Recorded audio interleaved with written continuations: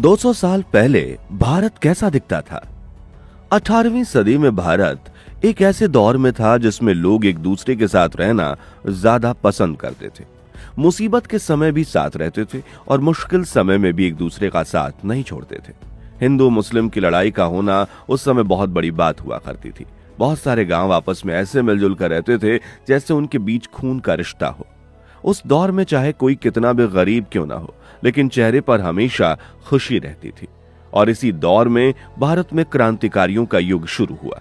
महात्मा गांधी से लेकर शहीद भगत सिंह जैसे देशवीरों की महानता की तस्वीरें सामने आईं।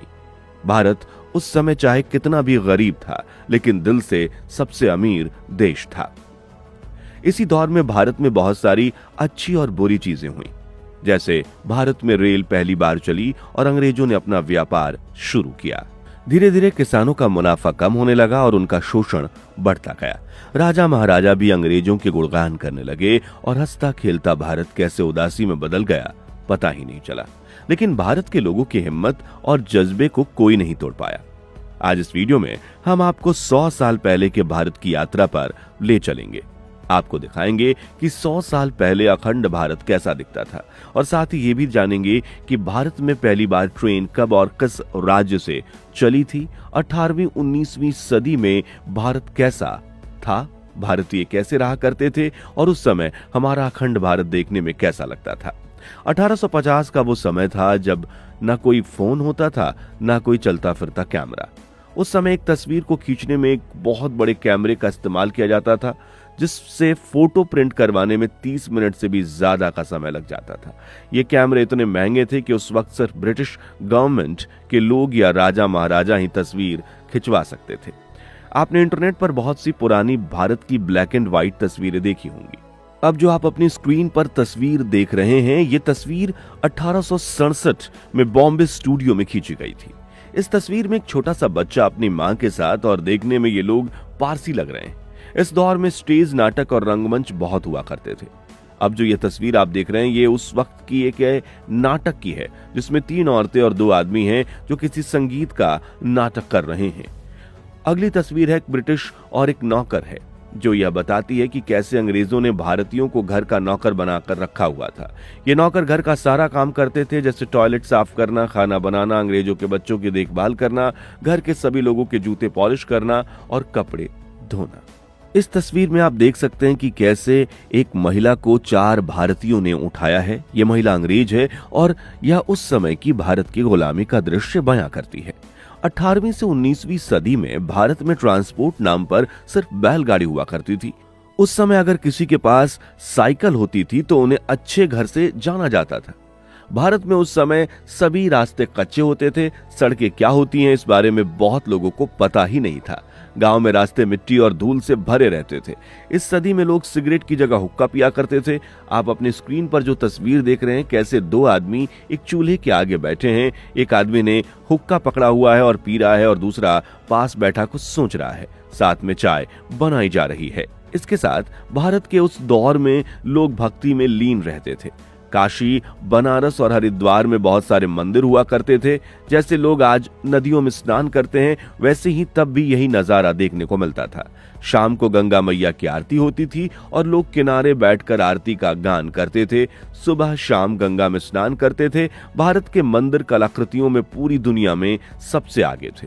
इसी में से एक मंदिर तमिलनाडु के महाबलीपुरम में स्थित है। यह मंदिर वर्ल्ड हेरिटेज में उच्च स्थान रखता है। इस मंदिर की नक्काशी आपको हैरान कर देगी। 1860 में ली गई इस तस्वीर में आप देख सकते हैं अपनी स्क्रीन पे इस मंदिर को। यह मंदिर भारत के सनातन धर्म का अनमोल प्रमाण है।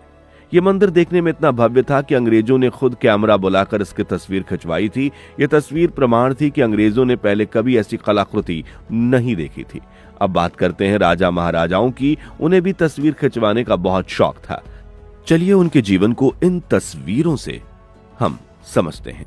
यह तस्वीर बड़ोदरा की रानी ताराबाई की है, जो सोने की बनी कुर्सी पर बैठी किसी सोच में डूबी हुई हैं, और यह तस्वीर बड़ोदरा के राजकुमार की है। ये दोनों तस्वीरें उस समय के प्रसिद्ध फोटोग्राफर लाल दीन दयाल ने खींची थी। आगे जो तस्वीर आप देख रहे हैं वो झांसी की रानी लक्ष्मीबाई की असली तस्वीर है। रानी लक्ष्मीबाई ने 1857 में अंग्रेजों के खिलाफ पहली लड़ाई लड़ी थी। ये पहली महिला योद्धा थी जिन्होंने रणभूमि में देश के लिए अपने प्राणों की आहुति दे दी। अब जो आगे तस्वीर आप देख रहे हैं ये अंग्रेजों की उच्च स्तरीय मीटिंग की है। जब दिल्ली में कोई बड़ा फैसला लेना होता था या किसी युद्ध को मंजूरी देनी होती थी तो अंग्रेज अफसर इसी तरह की ड्रेस में मीटिंग करते थे। उस समय भारत के लोग बहुत दूर दूर तक पैदल यात्रा करते थे। दूर दराज इलाकों तक जाने के लिए बैलगाड़ी का इस्तेमाल होता था, नहीं तो 20 से 30 किलोमीटर पैदल चलना भी उनके लिए बड़ी बात नहीं थी। पैदल चलते समय वो अपना सामान सिर पर रखते थे और औरतें खाने का सामान एक मटकी में रख लेती थीं, जिसे वे सिर पर रखकर चलती थीं। भारत के बंटवारे के समय लोगों ने मीलों मीलों सफर पैदल ही तय किया था। वे चलने वाले दृश्य आज आप अपनी स्क्रीन पर देख सकते हैं। कैसे लोग महिलाओं को कंधों पर बिठाकर ले जा रहे हैं और छोटे छोटे बच्चे भी साथ में पैदल चल रहे हैं। इसी दौर में भारत के यातायात में एक नए युग की शुरुआत हुई। अंग्रेजों ने भारत में रेल पटरियां बिछाने का काम शुरू किया। ये पटरियां शहर के बीचों बीच से गुजरती थीं। भारत में रेल को लाना अंग्रेजों के लिए बेहद जरूरी था, क्योंकि वे अपना व्यापार भारत के हर कोने तक फैलाना चाहते थे।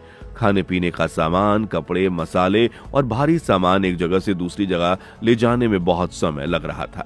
सबसे ज्यादा व्यापार मसालों और डेयरी प्रोडक्ट का होता था, जो दूसरी जगह पहुंचते पहुंचते खराब हो जाते थे। तब अंग्रेज हुकूमत ने पूरे भारत में रेल लाइन बिछाने का फैसला किया। उस समय कोई आधुनिक मशीन नहीं थी जो लोहे की लाइनें सही ढंग से बिछा सके। इसमें भारतीय कारीगरों की अथक मेहनत लगी थी। पूरा काम अंग्रेज भारतीयों से ही करवाते थे, क्योंकि उस समय के भारतीय बेहद मेहनती थे और बिना रुके 4-4 घंटे काम करते थे। भारत में पहली रेल 1832 में मद्रास में तैयार की गई और 1837 में पहली बार भारत में ट्रेन चलाने का सफर शुरू हुआ। भारत की ट्रेन चलाने वाली संस्था का नाम भारतीय रेल परिवहन रखा गया। यह एक मालगाड़ी थी जिसका नाम था रेड हिल रेलवे, क्योंकि ये ट्रेन मद्रास के रेड हिल से चेन्नई के चिंताद्रिपेट तक चली थी। इस रेल को आर्थर कॉटन ने बनाया था और इसका इस्तेमाल ग्रेनाइट यानी मार्बल के पत्थरों को एक्सपोर्ट करने के लिए किया जाता था।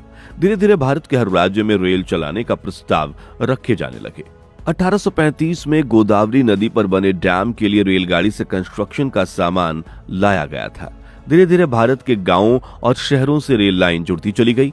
भारत के पढ़े युवा शहरों में जाकर अच्छी नौकरियां भी करने लगे, लेकिन इस रेल नेटवर्क का सबसे ज्यादा फायदा अंग्रेजों को ही हुआ था। इसी दौरान 1849 में ग्रेट इंडियन पेनिसुलर रेलवे का गठन हुआ, जिसमें बॉम्बे से भारत के अलग अलग राज्यों के लिए पैसेंजर ट्रेन चलाने की शुरुआत की गई। और 16 अप्रैल 1853 को दोपहर 3:30 में भारत की पहली पैसेंजर ट्रेन बॉम्बे से ठाणे तक चली। इस ट्रेन को चलाने वाले ड्राइवर भारतीय ही थे। इस ट्रेन में 400 लोगों को एक जगह से दूसरी जगह ले जाया जा सकता था। इसमें कुल 13 डब्बे थे। भारत की पहली रेल देखने में वैसी ही थी जैसी आप स्क्रीन पर देख रहे हैं। कुछ साल बाद बॉम्बे से ठाणे तक से इस रूट को कल्याण तक बढ़ा दिया गया। जैसे जैसे समय बीतता गया, भारत की रेलवे लाइन का नेटवर्क भारत के हर कोने में पहुंच गया, जिससे ये दुनिया का चौथा सबसे बड़ा रेल नेटवर्क बन गया। और 15 अगस्त 1854 को हावड़ा से हुगली के लिए दूसरी रेल चलाई गई, जिसने 39 किलोमीटर का सफर तय किया और इसे पूरा करने में 91 मिनट लगे। इस ट्रेन के डब्बों को 3 क्लास में बांटा गया, first class, 2 second class and third 3 class. Bharat के बंटवारे के समय रेल ट्रांसपोर्ट का बहुत ज्यादा इस्तेमाल हुआ था।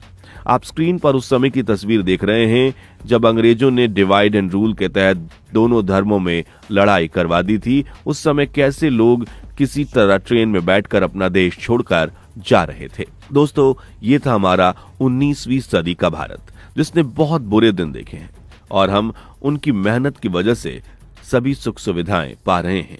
अगर 19वीं सदी में भारत में रेल ना आती तो आज तक इतना बड़ा नेटवर्क बनना बहुत मुश्किल होता। आप इसे ऐसे समझ सकते हैं जैसे सालों से भारत में बुलेट ट्रेन का सपना देखा जा रहा है। दोस्तों, कैसा लगा हमारा पुराना भारत? हमें कमेंट करके जरूर बताएं। अगर आपके पास भी कोई पुराना भारत का किस्सा हो तो कमेंट में जरूर बताएं। ये वीडियो कैसी लगी उसके बारे में भी जरूर लिखिएगा।